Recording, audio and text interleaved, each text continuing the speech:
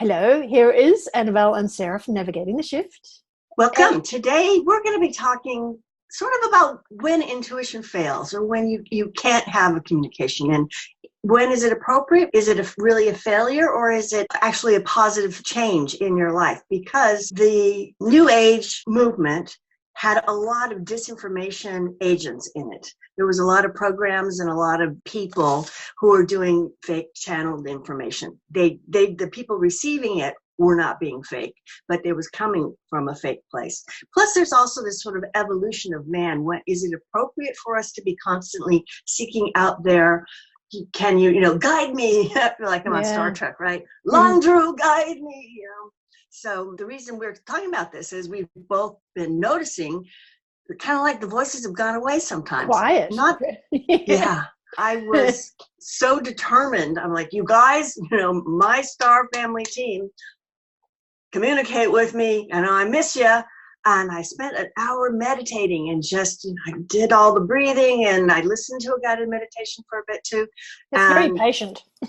I don't know if I'd be that patient. I was like, I'm putting it, this is like me setting my intent that even if after 20 minutes or 40 minutes, it hasn't happened, I'm still going to keep the effort up and the intention up. And that's probably the way you've just changed the words there is really important too, because you can't put effort into channeling, can you? It is intention without trying really, really hard, because that's what I've been doing for a long time. It's like, nope, not going to work. You got to make the voids to allow it to come in. It's a drawing in. It's not a push out. Talk to me. You can't do that. Historically, that hasn't worked really well. I agree. Like you're pushing out, talk to me, and they're going, whoa, that was loud. So the end result was I didn't get anything, and I had to go feed the dog. I couldn't put any more time into it. So at the end, what I said was, if this was not just a failure on my part, if I haven't just lost my skills and abilities, if I'm not just regressing or whatever into old energy, give me a sign. And one of the signs I've had for some time was a 777 or more sevens. And it's really showed up in incredible ways historically. So I fed the dog, and then I was looking at Twitter a little, and I went to a video that was interesting to me. I don't even remember what it was, but the views were 7,777. So it was like, okay. Then I just got this whole like knowing sense of we're here. It's just not appropriate for us to be talking to you right now. So we want to talk about, why do you think that is? Adam, do you have any hits when it happens to you or when you're listening to me talk about it? Well, yeah, listening to you is probably more the thing. So I don't channel the same way as you, not as easy as you. And I found that I can type stuff. So I've often typed to my higher self. I call that Big Annabelle, which I came across one time when I had my like a little clock in my room. It used to shine a light diagonally across the room beside me across to the opposite corner. And one time I sat up in the middle of the night. I was so fed up because I hadn't gone to sleep, and I thought I was stretching my arms like this and then put them down. And it's like, oh, a big angel. Oh, I like that idea. Yeah, okay, big angel. And so then I thought, I sort of caught on to this, like, well, maybe I can just use that and I'll talk to that and see if anything happens. And if I type a question, the answer comes to me and I can type it back out. So I guess that would be like automatic writing. I heard that is easier if you do handwriting, but it seems to work okay with typing. I can feel it come in, like you've talked about before. You'd get and it's a whole package of a concept of an idea, and then you fill it out whether you're going to speak it or write it.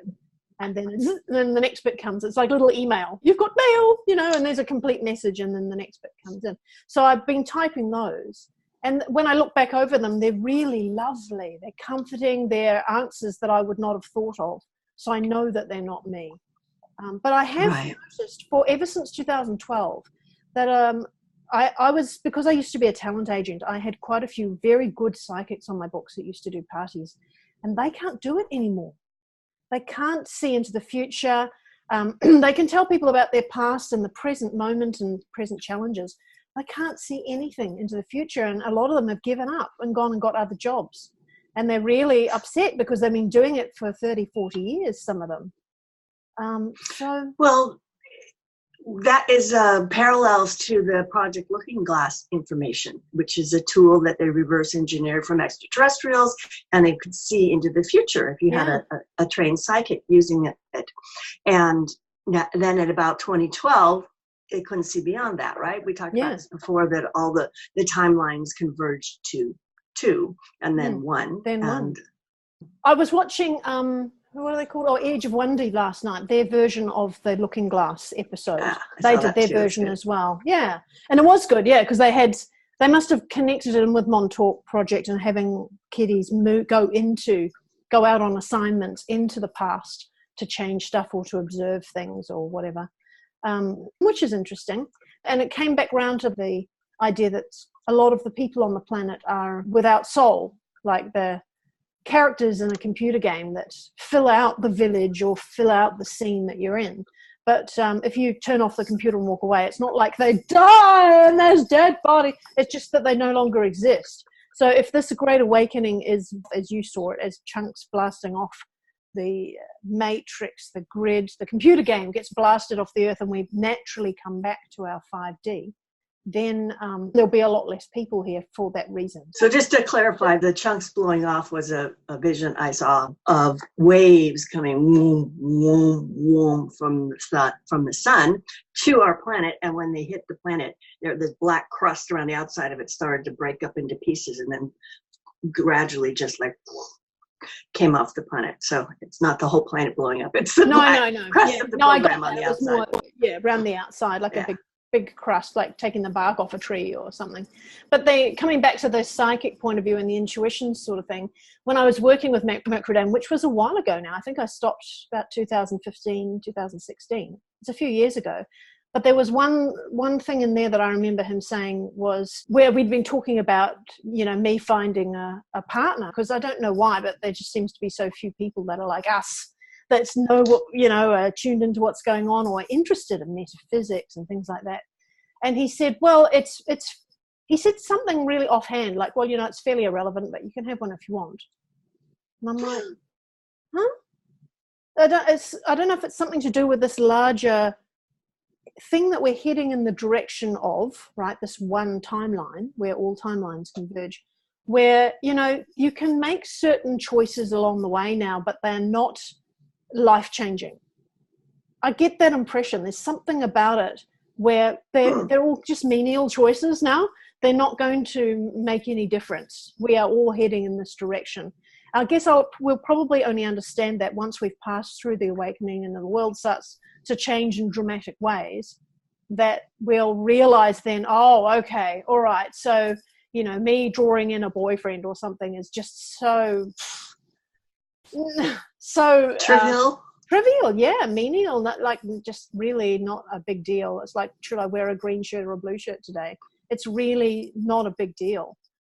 Yeah, it makes me think of the Mandela effect, where we see all these little funny changes, but they don't change really significantly anything in the world. I haven't seen any really major Mandela effects. I mean, Mandela, of course, who is named after, when he died, significantly changed his experience, but it didn't change mine. Thinking of it that way. So unless, of course, the really big changes from different timelines are so big that we wouldn't even recognize them. Right. And I think that in the past we had the opportunity to do that. And I've had dreams of going on those missions and going into the past and changing stuff and being trained that, I think we've mentioned this before, that you just go and you change that one bit and you try not to. We've seen TV shows about it. Don't talk to anybody. Don't nudge someone, or don't do anything else. Go in, do what you need to do, get back out. Don't try and alter the rest. Otherwise, it could be a whole mess that you create, and then everybody else has to go back 5 times to fix what you just messed up. And that makes it worse, the whole butterfly effect. Yeah. But I think we're beyond that now. We've passed that somehow. So getting back to intuition. So getting back. Yeah. So one of the things that, like a truism I have, is you'll know what you need to know when you need to know it.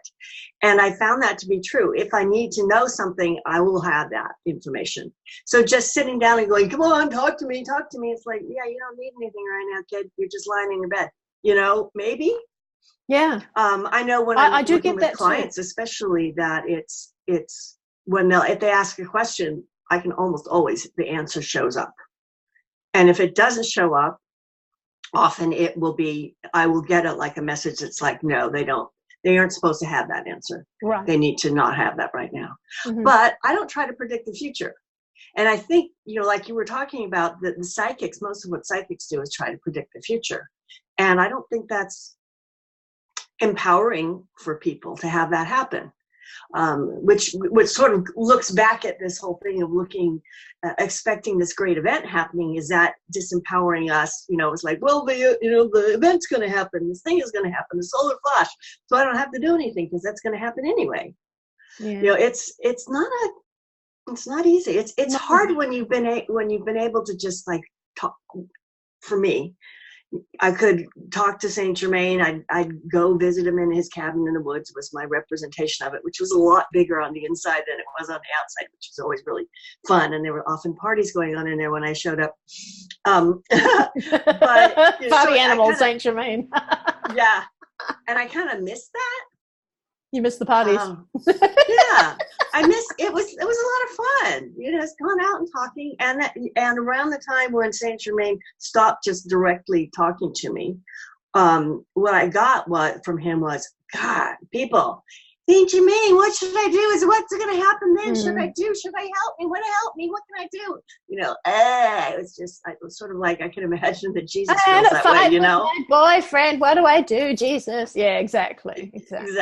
And so I said, oh yeah, I can see that. So, what do you want to know? What would you like to communicate? He said, well, what's going on in your life? I'm like, oh, I'm doing this and that and that. What about you? I know it's a weird thing. It is. And see, even these identities that, like, you had a number of them, Arazu and Saint Germain, and there were a number of different characters that were in your view.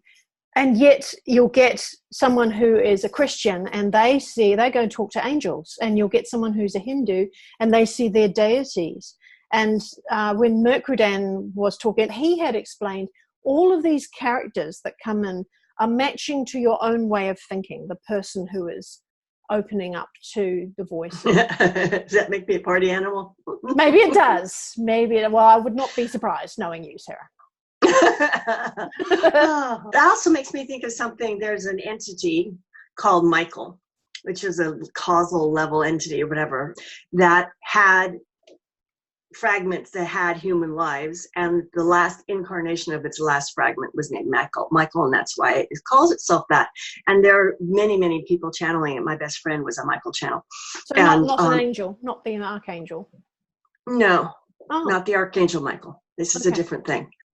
There was a point when a whole lot of channelers got the same message, which is that the being, Michael, had finished its agreement with communicating with humans and sharing this particular system of understanding, and it had evolved beyond that, but that it sort of set up a program, almost like, not a computer, it was more like an information cluster that held that information that people could access. It felt like Michael to people. Right, Michael Library.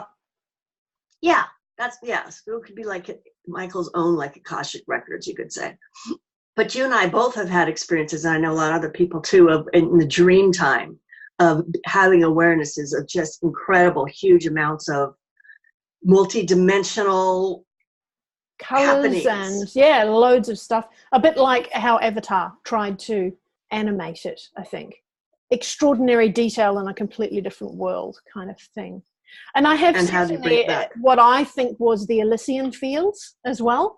I've sat on the edge of a grass slope that doesn't seem to have anything after the edge of the slope, looking down on the world, and with a bunch of people all hanging out together, and being able to zoom right in on just a couple of people and what's going on for them and what do they feel and what are their emotions, like really down to the minute viewpoint, and checking out what's going on. Oh, that one needs a bit of help, and oh dear, that's not going so well. And that was interesting. Neat. Yeah. That's neat.